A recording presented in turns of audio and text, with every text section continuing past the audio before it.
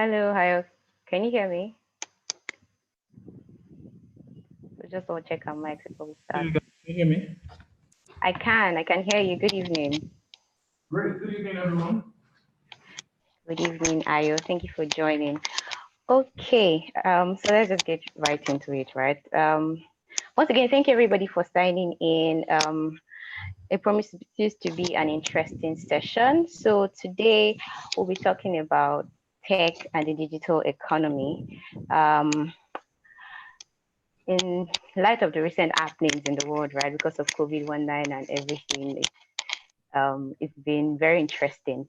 More than ever, we've had to depend on technology for a lot of things, for work, for connecting with friends, for connecting with family. I mean, I was on a work call on Google Meet today for like 6 hours, and I would not have imagined that I had to do all those type of things.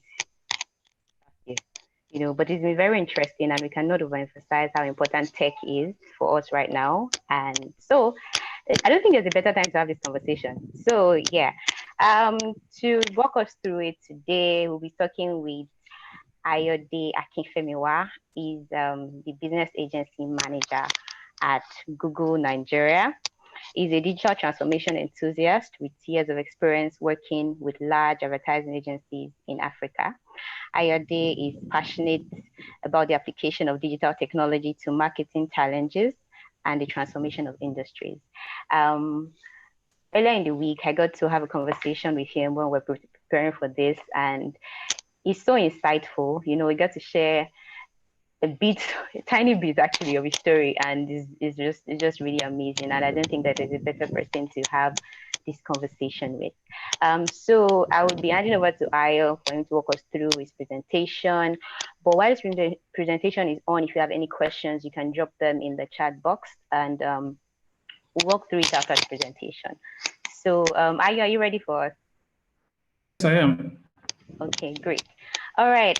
So please pay attention, take notes. A lot of nuggets are going to be dropping. So just pay attention, take notes, and glean as much as you can. Okay, over to you, Ayo. Awesome. Thank you. Thank you for the introduction, and thank you for having me in this session. How long do I have? 1 hour? I wish, I really wish. You have about 25 minutes. Okay, I can use the whole day if you give me. Okay, so thank you everyone for attending. Thanks for inviting me. And in the few minutes that we have together, I'll be sharing some of my knowledge and experience, as well as my story in technology, in digital, and some applications for young professionals, young adults, etc. It's interesting these days with COVID-19 and the pandemic. Technology and data has been at the forefront because we've all been forced to get into it, whether or not we wanted to. But it was inevitable that technology would drive a big part of our life, our work, our play. And so the recent pandemic has only just accelerated that change. So I'll just talk a bit of my, from my own point of view, how I see the space, what opportunities I see coming out. And towards the end, I'll try to skew it more towards how, young professionals, young adults who are, starting their career, in the middle of their career, can really take advantage of these solutions that are available. So I'm going to share my screen and walk us through a short presentation that I developed. So let me share.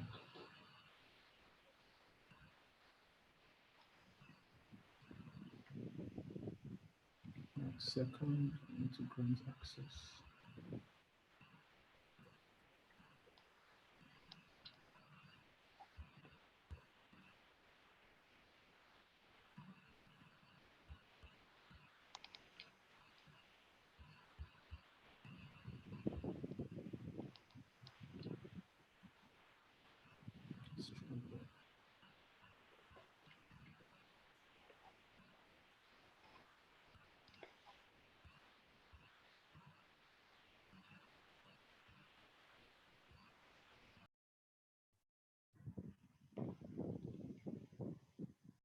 Okay.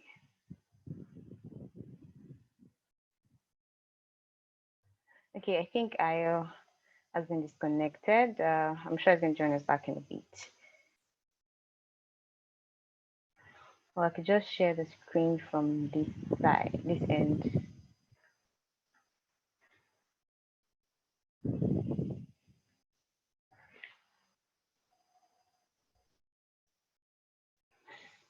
Okay, so we're having a session on technology, and technology decides to show itself. Okay, hi, is back. Do you want me to share the slide from this end? You're on mute. Can you hear me? Yeah, I can hear you now. I said, do you want me to share it from here? Let me try to share one last time. Just grant me access. I think it should work now. Okay, yeah, great. We can see it now. Well, I can see it now. If you can see, please let us know. If you can't see his screen, please let us know. Can you still see? Yes, I can. Okay, cool. So like I mentioned earlier, I'll talk about technology and digital economy very quickly, and then share, my story, my experience, etc.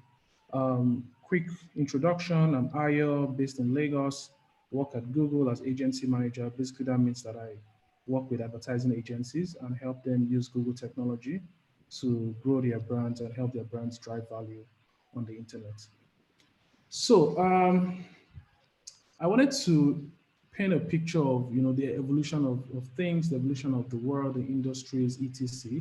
And so if you went back in time to 2007, and you look at the top 10 companies, right? So top 10 companies by market capitalization, you'll be looking at ExxonMobil, GE, Microsoft, Gazprom, Bank of America, Toyota, Citibank, Shell, BP. And these are mainly oil companies, right? So on the list, you'd have 4 oil companies, 3 banks, 1 conglomerate, 1 automaker, and 1 software company, right? And I mean, these are the companies that our parents will tell us to work hard in school so that we can, make it into these places. And if you made it into these places, then you're probably made, for the foreseeable future, right? Yes, And it makes please. sense, right? And this is a little over 15 years ago, right? So not too long. I want to imagine that we have older people here. But if you fast forward to 2017, so 10 years after, using the same criteria again, you'd see the companies on the list are very different. So now you'd see companies like Apple, Alphabet, Microsoft, Berkshire Hathaway, Amazon, ExxonMobil still there, Facebook, Johnson and Johnson, JP Morgan, etc. And that's 5 technology companies, 2 conglomerates, 1 pharmaceutical, 1 bank, and 1 oil company. So we've gone from a time where we used to have 4 oil companies and 3 banks, 7, to having just 1 oil company and 1 bank. No bank.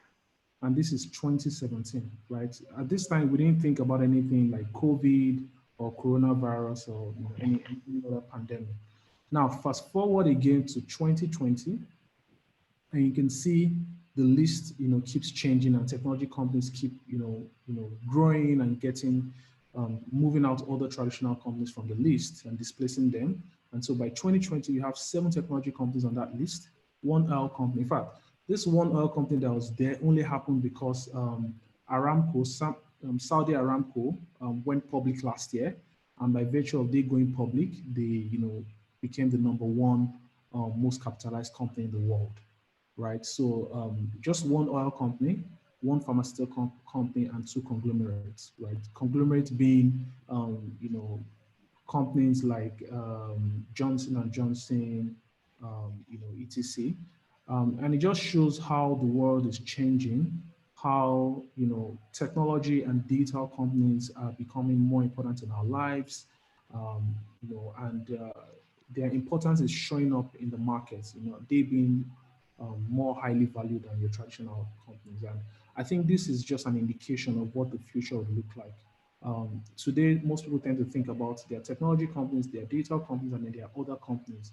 I like to think about it as all companies or all industries today are digital industries. All industries are technology companies, whether or not you realize it, right? And the recent event in the world is only highlighting the fact that we are all technology companies just applying technology in different industries. Going to my next slide, and I'm showing what we call the five horsemen, and it's Amazon, Microsoft, Apple, Alphabet, and Facebook. And chances are you've used a product from at least two of the companies on this list, if not four of the companies on this list. You either have an iPhone or an Android phone.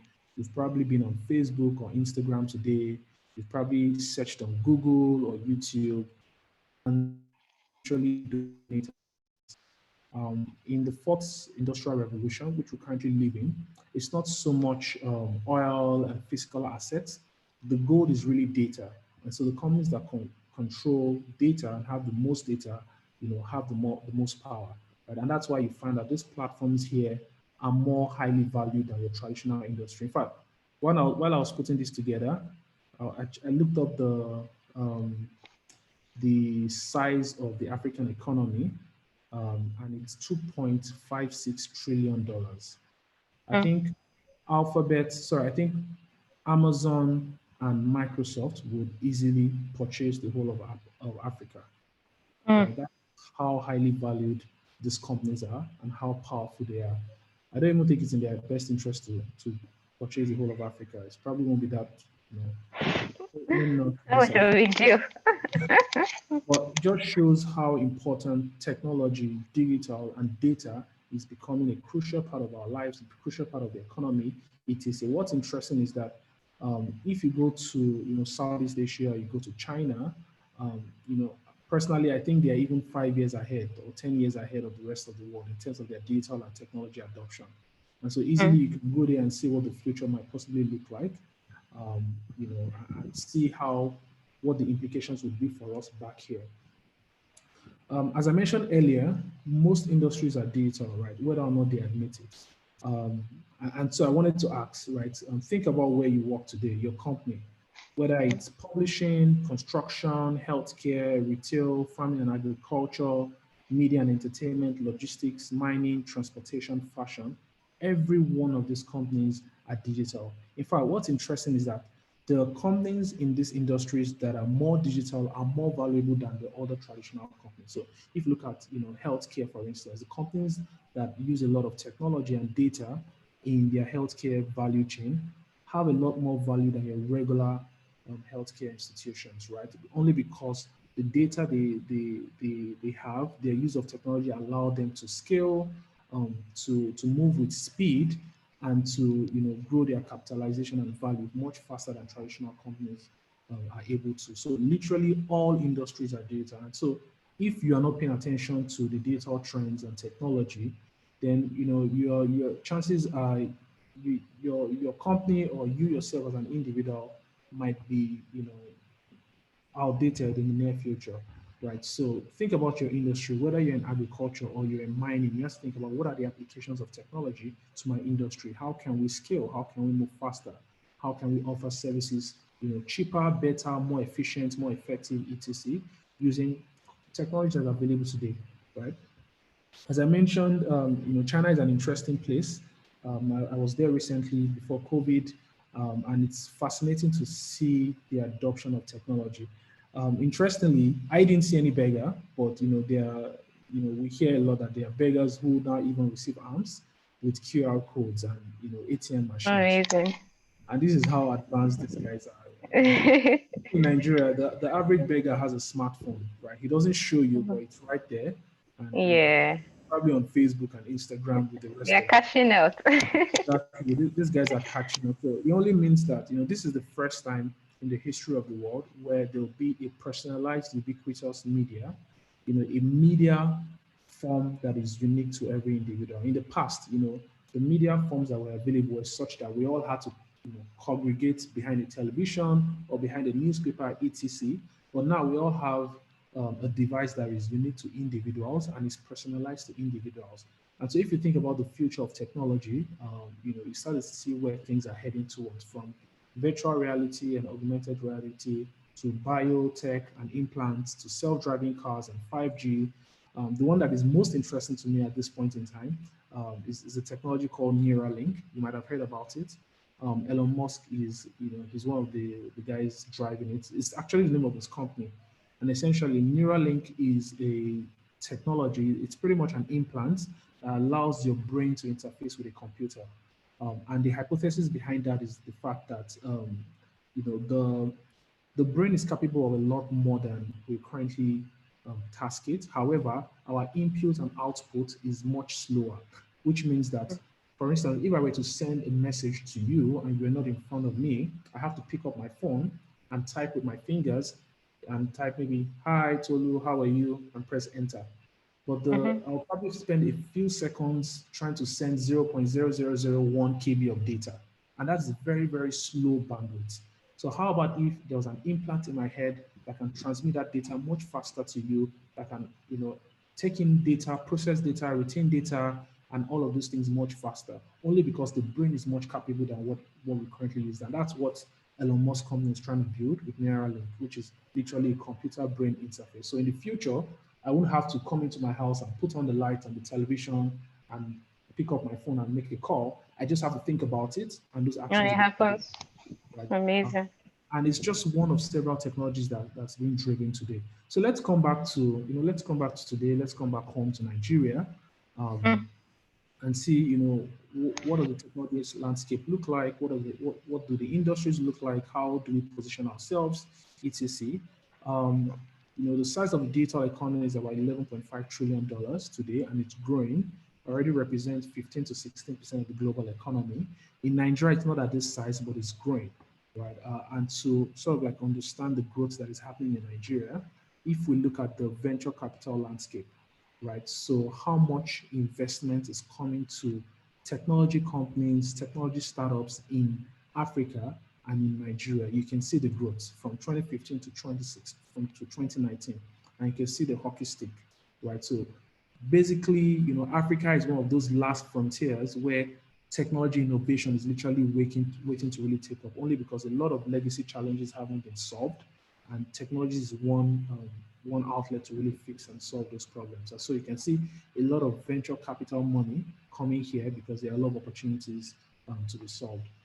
Specifically, if we look at Nigeria, Nigeria is easily taking up about 50% of the total venture capital coming to Africa.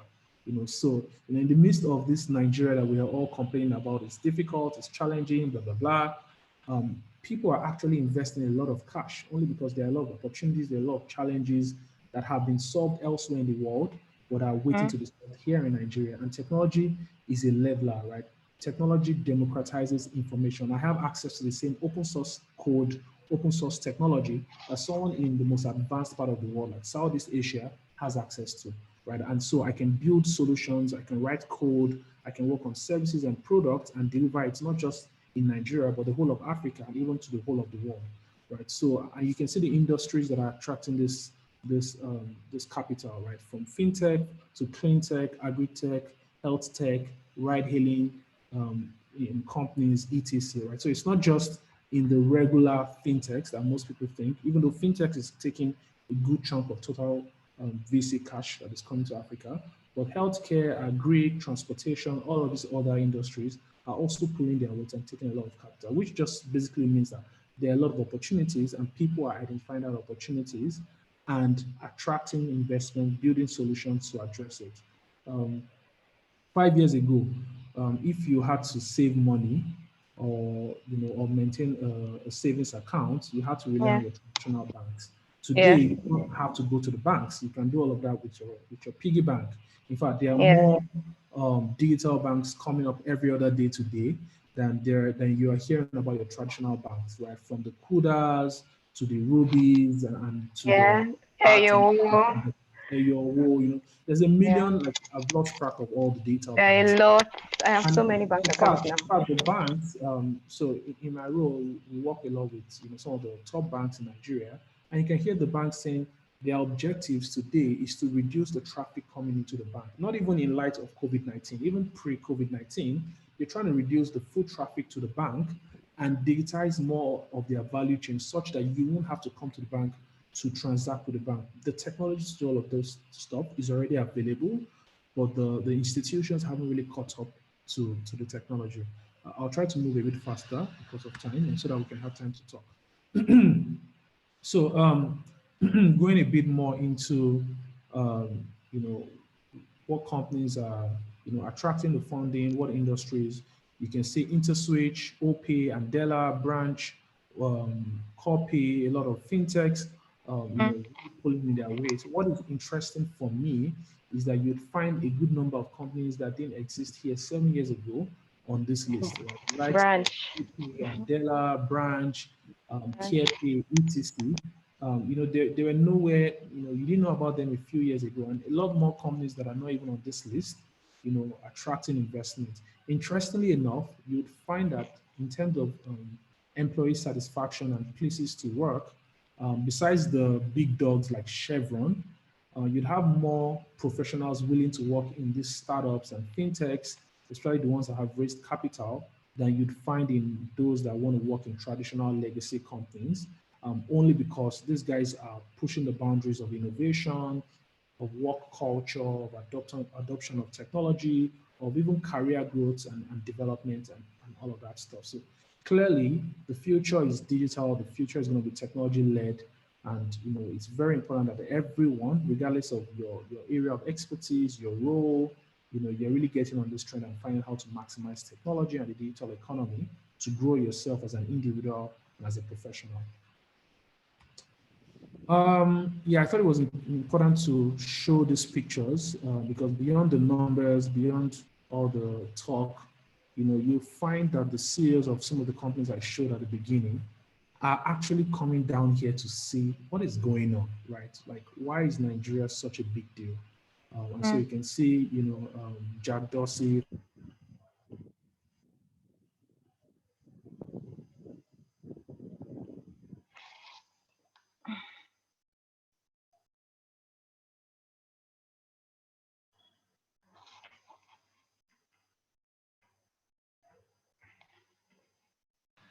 Hello, can you hear me? Oh yeah, I think we lost you for a bit. Okay. Can you see my slides now? Yes, this works. Okay. So I was talking about how the CEOs of these top, not just top tech companies, but literally top companies in the world are coming to Nigeria, from Jack Dorsey to Sundar Pichai to Mark Zuckerberg, etc. And trying to find out what is going on. And what I find very interesting is that when they come around, the companies they visit are more of the younger companies, the guys that only started a few years ago, 5-6 years ago. Yeah. And those are the companies of the future. Even the banks are now more worried about these fintechs than they are about their traditional competitors, only because of the scale and speed at which these guys are innovating. So, having said all of that, how to take advantage of these opportunities. One of the things that we are finding is that the digital era requires a different set of skills, right? And you can already hear from companies like consulting companies that are telling you that you no longer need a college degree to work in the company. And I know Bain and Co. Would tell you that you no longer need a college degree to work in here. If you have really good expertise with regards to analytics, programming, analysis, problem solving, with evidence and experience, then you are qualified to at least get into the interviews and all of that stuff. So we can say that even the future of work is already changing. The skill sets that were in demand back in the days when the banks and the oil companies were the top companies have evolved to a period where it's more of companies that are pushing innovation and transformation much faster. And I'm also involved in a few startups, and I find that when those startups are hiring, for them it's not so much how great your Your resume. degree. It's not a degree. I've seen engineering companies hire people who did social sciences and political sciences and all of that stuff. But what you find is that these folks, and I'll share my story, in a few slides from now. These folks have gone beyond just settling for their regular college degrees to actually developing themselves and building skills. You have someone who studies political science in school, but leaving school, he spent years just writing code, right? And literally tell him to build anything and he'll build it for you in 2-3 days, right? Like, if you can write Python and Vue.js and React and Node.js and all of these other great programming language for me in 2 days, I don't care what kind of degree or what class or CGPA you graduated with. I would hire you, right? I don't care what degree you came out with. If you studied mass communication, if you're a master in crafting words, in wordsmithing, putting together a good story, in creating content that really resonates with consumers, and it doesn't really matter Confused. who you graduated with. I would hire you, right? And that's what we're saying today. And so, if you look at the top 10 in-demand skills on the soft side of things, you'd find that in 2015, skills like complex problem solving, coordinating with others, people management, critical thinking, negotiation, quality control, service orientation, judgment and decision making, active listening, creativity were the most in demand skills. Now, these skills are still relevant, only that the priority of them, for a lot of them have changed. So in the past, you had skills like coordinating people at number two, and this is based on World Economic Forum analysis.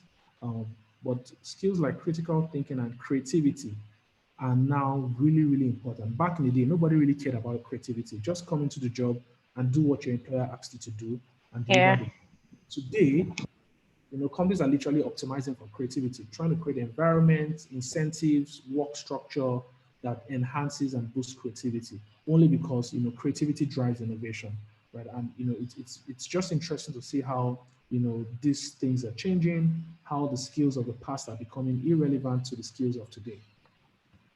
Okay, so moving on, just some of my some quick points on thriving in digital economy, some things to be conscious of.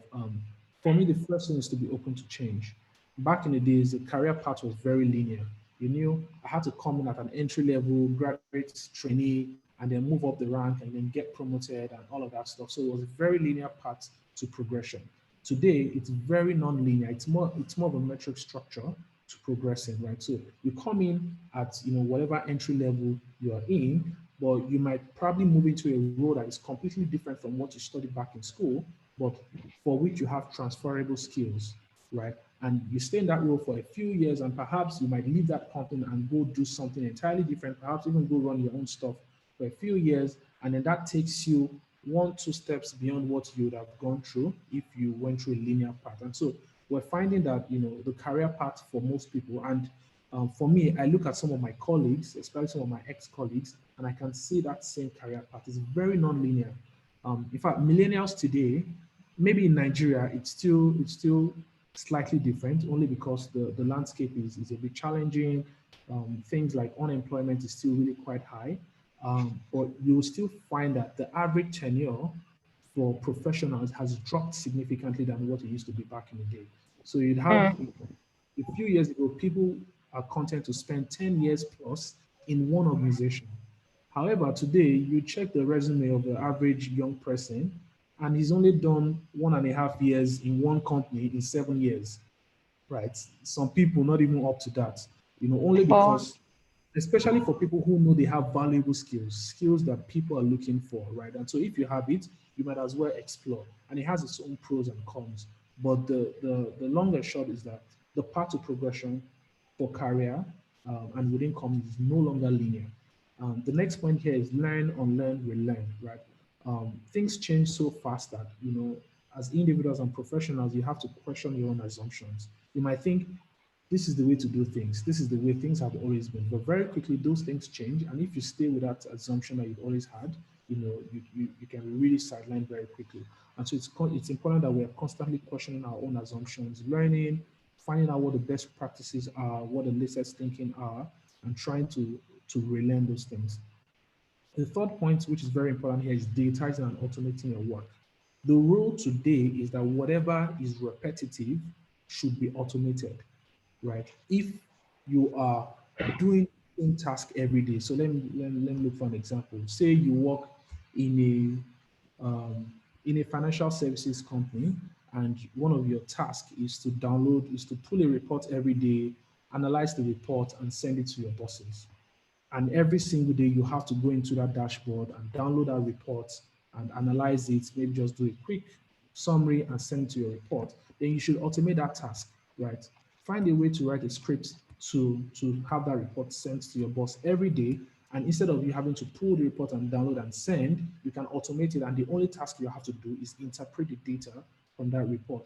or look for a way to build a dashboard with BI and Data Studio and other visualization tools available out there, and make that task simpler, right? The thing is that you being able to automate your work means that you are able to move much faster than you would if you're spending that same length of time on the same repetitive tasks every day. So find ways to digitize and automate your work. And that's literally the beginning of digital transformation for most companies. Fourth point here is get certified. I'll try to move faster. Fifth point is knowing the numbers. I don't care what role you are in. You need to know the numbers and the fundamentals of your industry. You know, what metrics are really critical to your industry. Is it the number of patients you handle? Is it the number of transactions you make? Is it the number of impressions and clicks? Find the numbers that are critical in your industry and understand the fundamentals that drive those numbers. The fifth or sixth point here is share your knowledge. Have a blog post and write and publish your knowledge. That's how to put yourself out there. If you're not on LinkedIn, that is a crime. You can be arrested for that. Get on LinkedIn. Build your own, your online resume, which is what LinkedIn is. But beyond building your online resume, start publishing. Write a short article, 1 paragraph, 2 paragraph, and publish it. Very quickly, you start to build a reputation for yourself. More people start to see your work and start to reach out to you, start to reference you, etc. And that's how you build popularity for yourself as a professional. And if those things are too complex for you, then use social media. Put out content every day, simple content, simple bite-sized insights that you find, perhaps you read somewhere, and just start building some following and thought leadership reputation for yourself. Second to the last point here is find the experts in your industries, find the thought leaders in your industry and stalk them, follow them, read what they write, network with them where the opportunity avails itself, etc. And then the last point here is stretch yourself. Always challenge yourself. That's something I personally try to do every year and every time is I always try to push myself to my breaking point because they say the comfort zone is the place where nothing grows, right? And so what you think is unattainable for you, you'll be surprised when you attempt it. All of a sudden you start thinking about creative ways to make that thing happen, and it becomes a possibility, right? So find ways to stretch yourself, find ways to challenge yourself. Besides your day job, get a certification, volunteer for something, start a side gig where it makes sense. Start writing. Just find a way. And I know it's difficult to say and do, especially with all that's going on in the world today. But these are really critical things to really thrive in the digital economy, only because the pace of change and innovation is much faster. I know our time is running out, and I wanted to end.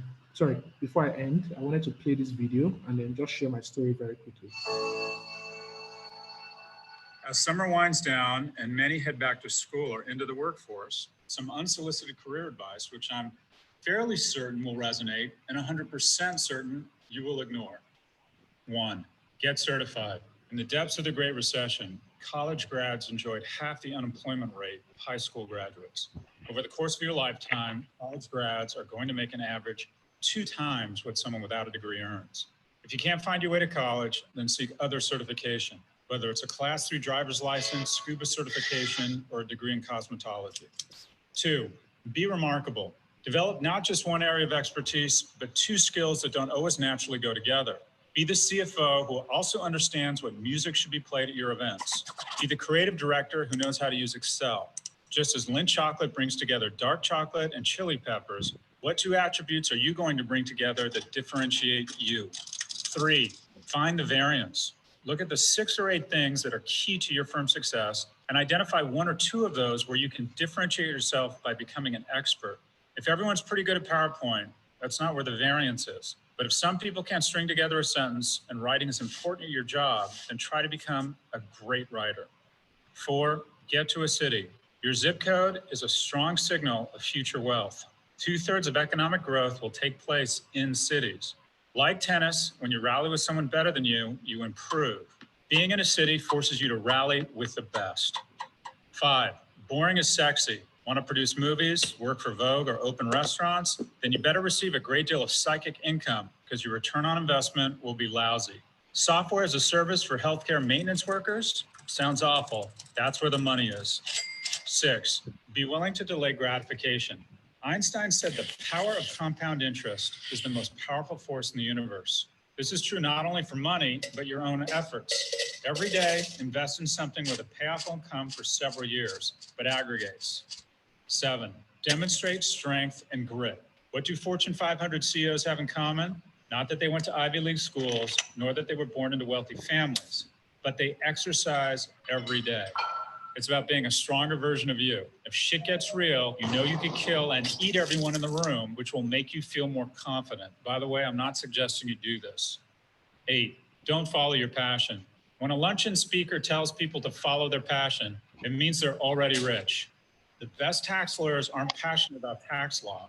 They're passionate about being great at something and the accoutrements of being the best in your field. 9, ignore the myth of balance. We've all heard about somebody who's great at their work, volunteers at the ASPCA, and runs a food blog. Assume you are not this person. I have a lot of balance in my life now.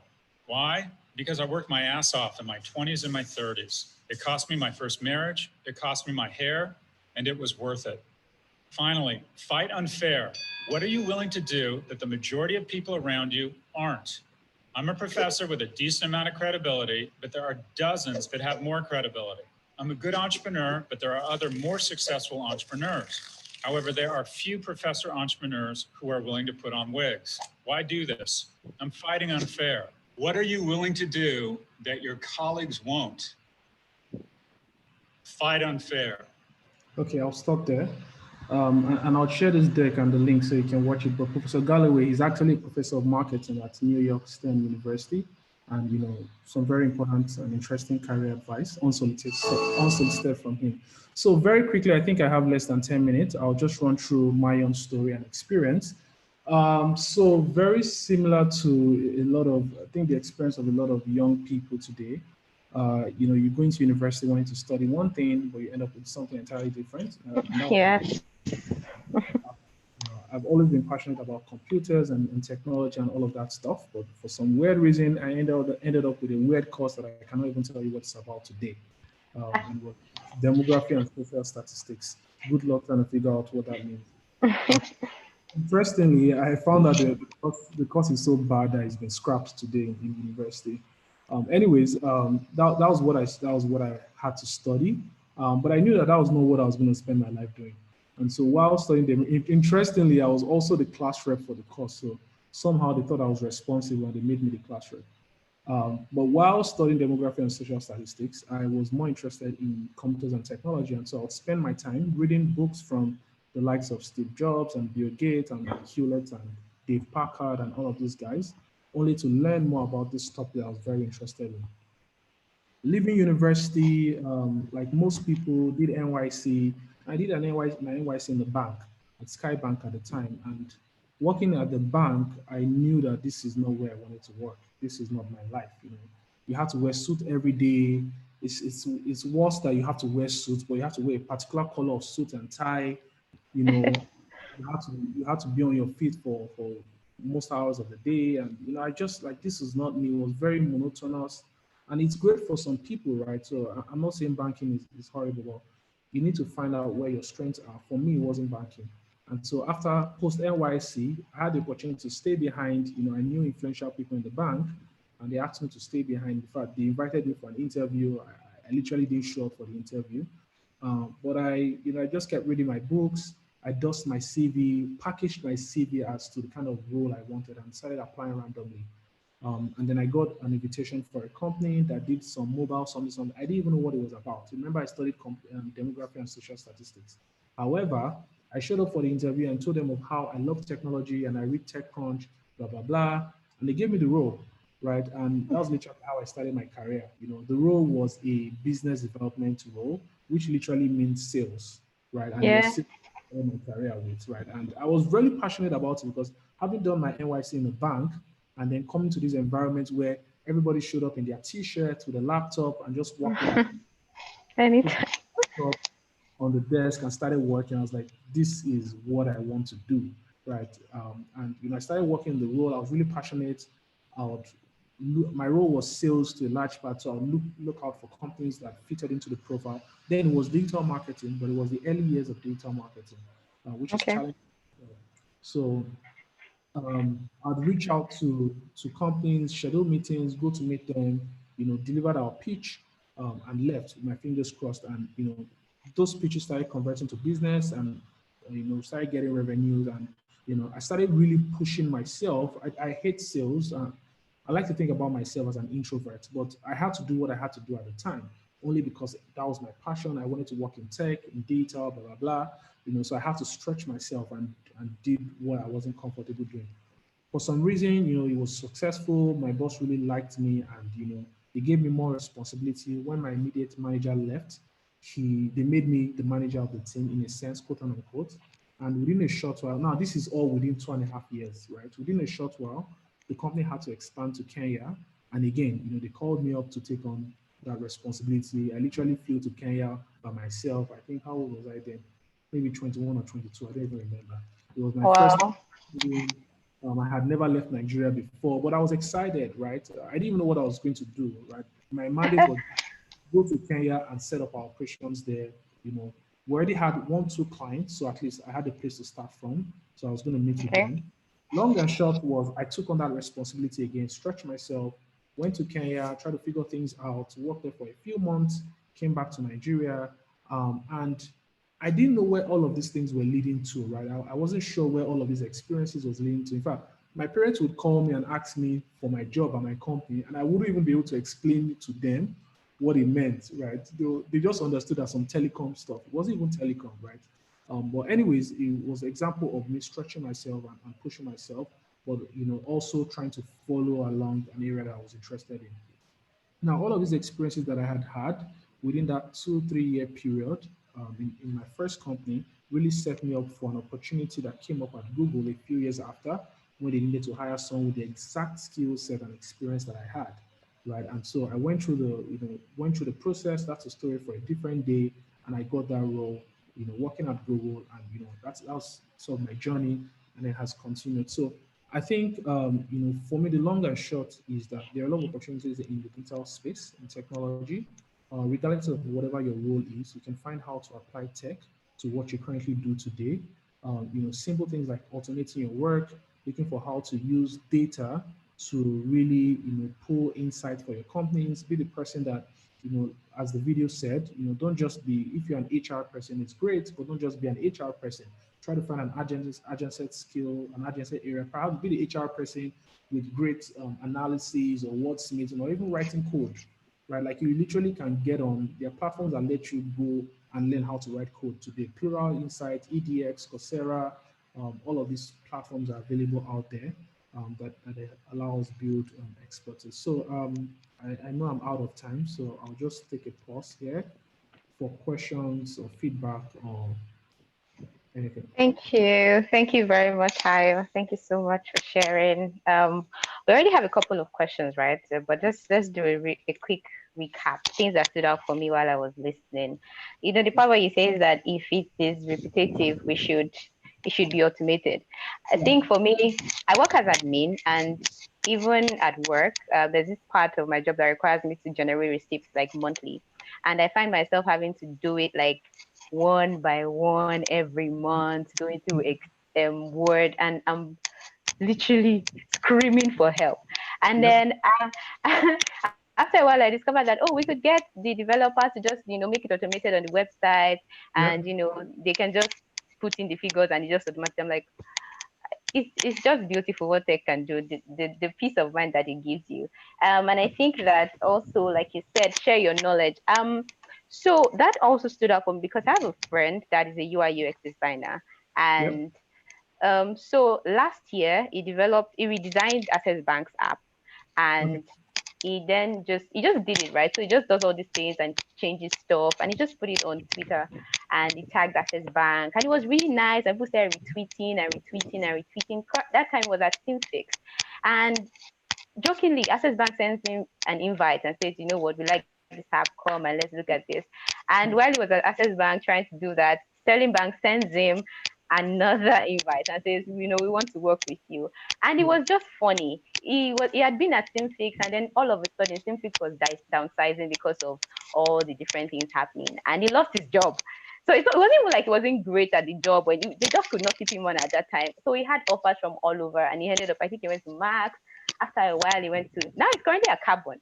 So I know how important it is to always ensure that you put yourself out there. Like no matter how Yes. little it is, even if it's just a tweet, even if it's so there's this thing that people have been doing lately on LinkedIn. So they take all these online courses and then they come online and they say, oh, I just got certified in this and so yeah, it's I think it's very, very important that we put ourselves out there. Okay, so you also talked about getting certified and you Yeah. mentioned a couple of websites that we can use. You could just go through them once more, places that you think Okay. that So there are a couple. The popular ones are, and I'll drop it in the chat box here. EDX is a very popular one. Coursera is very popular. yeah. Plural Insights is very popular. There are a few others that I can see over email. If you go to Google Skills Shop, it's also Okay. a very popular one. There's a Facebook Blueprint that are also very popular. But literally just Google. You don't even need to know this platform. Just Google how to Mm, learn data analysis or data visualization or front-end development, or UI UX. mm, If you're into UI UX, there's a UX. What's it called again? UX. I think UX Academy, or UX University that you mm, can do. There are a ton of platforms. You literally will have to cherry pick which ones you want to go for. Some of them offer their courses for free. mm, There are a few that you have to pay, I don't know, $10, $20, but it's mm. absolutely worth it. So, The, there's so many. And mm, what I find interesting is that a lot of the courses that these guys are offering are skill sets that employers are looking to hire for. So, for example, I yes. think about last month, I was working with a startup that was looking to hire a front end engineer, and we searched and searched and searched, and it was a pain hiring a front end engineer, a young front end engineer.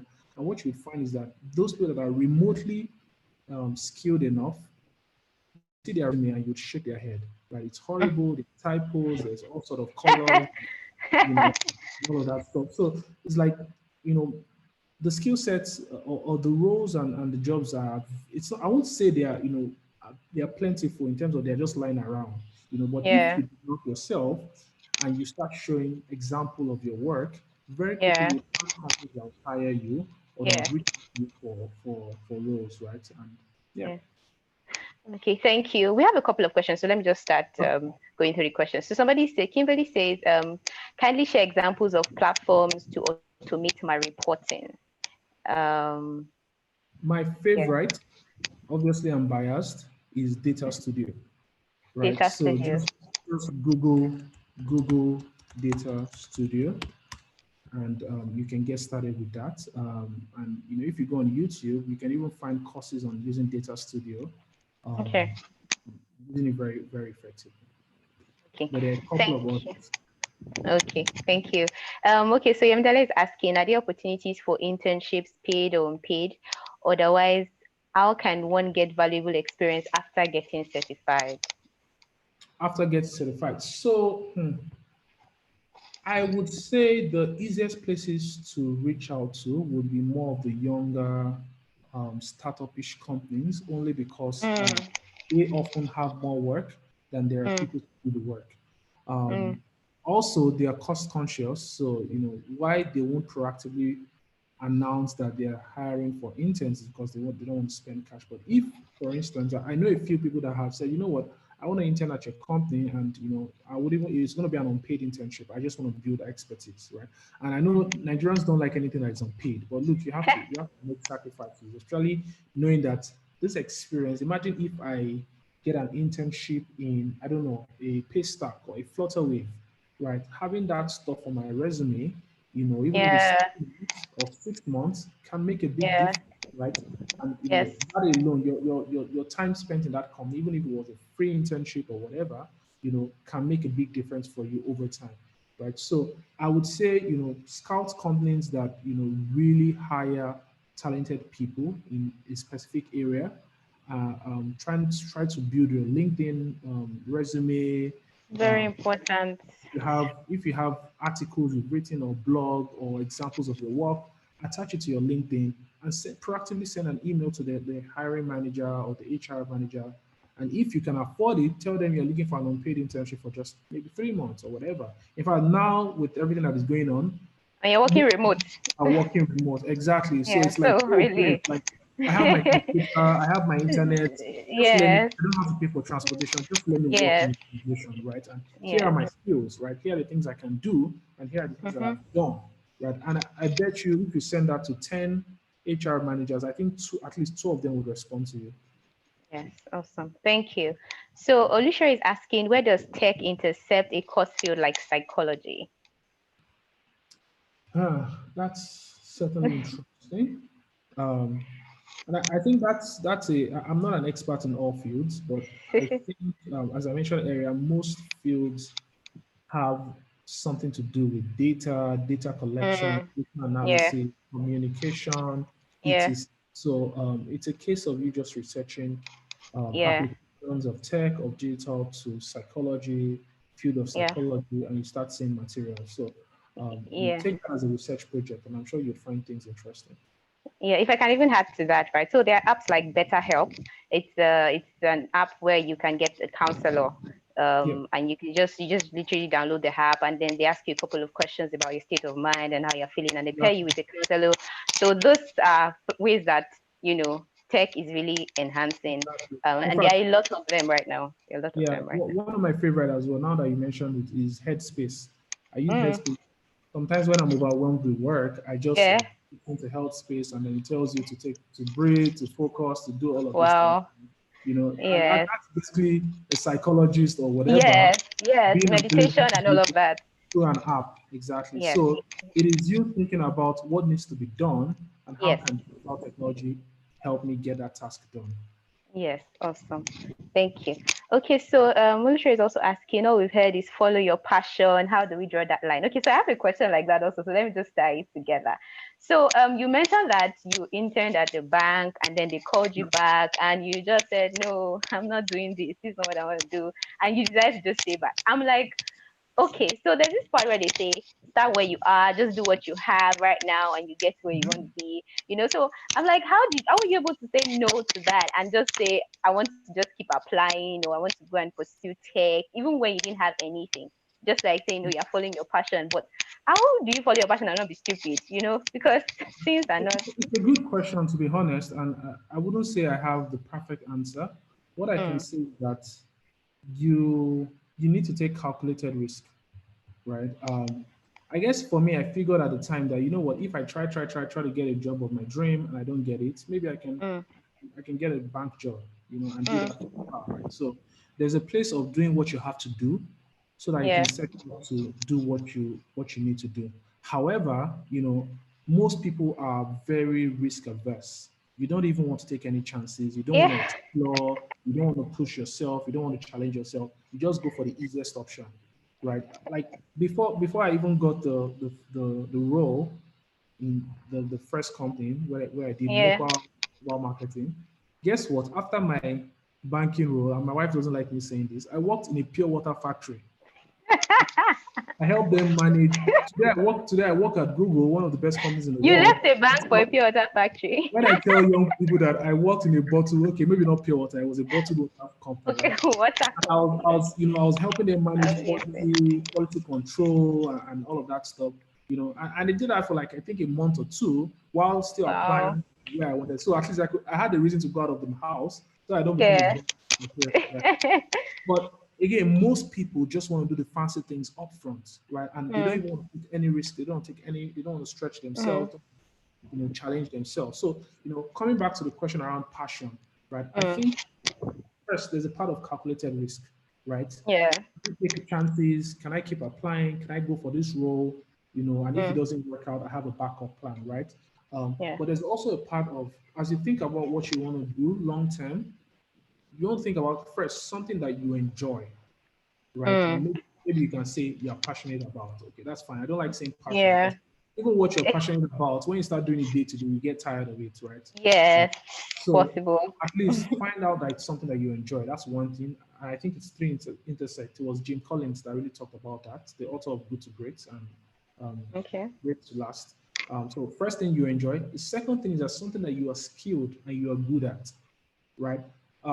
I would never be a great opera singer. I would never be a great surgeon, right? I just like I can't hold something that like that's not me. So I'm not good at that kind of stuff, right? So it doesn't make sense for me to try to be passionate and all of that stuff, right? So something that you enjoy, something that you're Yes. good and skilled at. But the third point, which is really critical, is something that drives your economic engine, Hmm. which means in layman terms, can pay your bills, can Oh, put wow. soup in your pot, can buy you a car when you need to buy a car, Very and important. that's right. If those three circles don't come together, then you're going to struggle, in the long term, right? So you might be passionate about something, but you're not skilled in that stuff, and it doesn't drive your economic engine. It's a fail. Or it drives your economic engine, but you don't like it and you're not skilled at it. It's a fail. Or you're skilled at it, you don't like it, it doesn't drive your economic engine. It's a fail. So the sweet spot is something that you enjoy, you're good at in terms of you have the skills for it, and it drives your economic engine. I think those three circles and the intersect of the three circles is where you want to be. Thank you. Thank you very much. Thank you. So if you have any other questions, you can drop them in the chat box while we round up. I think that this is, from everything I've heard this night, right? It's like tech adds value, and with tech you can add value. But I think that because I'm looking at everybody in this call, and I know that not everybody is currently in tech. But what Yeah. we've also heard is that regardless of the economy that you work or the space that you play, you can always apply tech. So it's now for you to now say, okay, so what do I need to, like the video says, the variance, right? So what do I need to do to be different, to add value where I currently am, that is tech enabled, so to speak, because that's how you have value long term. Because I'm looking at the first slide you shared of 2007 to 2017 and the difference. Everybody wanted to work in Shell, but now see, Andela is calling me.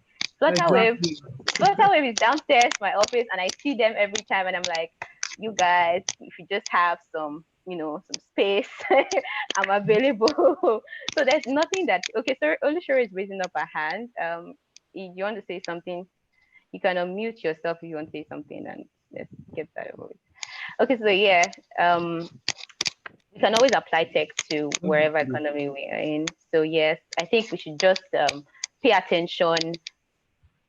Okay, yes, the link to the video, we'll share the link to the video on our social media platforms. So if you follow Dreamboard on Twitter, Dreamboard on Instagram, and also our YouTube channel, we'll share the link to the videos. Yes, that's about the link to videos. So yeah, thank you everybody for joining. This was really great. It was so much fun. It was so much fun. Thank you very much, Hayo, for sharing. Thank you, thank you, thank you, thank you. Yeah, so it will be uploaded on the YouTube channel, so you can always just watch again. And then we also have a podcast. We have a podcast on Spotify, on Anchor.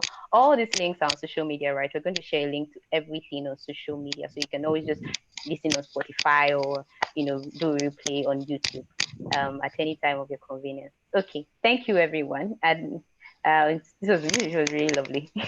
Thank you, Aya. Thank you so much for your time. Okay, Thanks. guys. All right. Bye. All right, thank you everybody. Bye.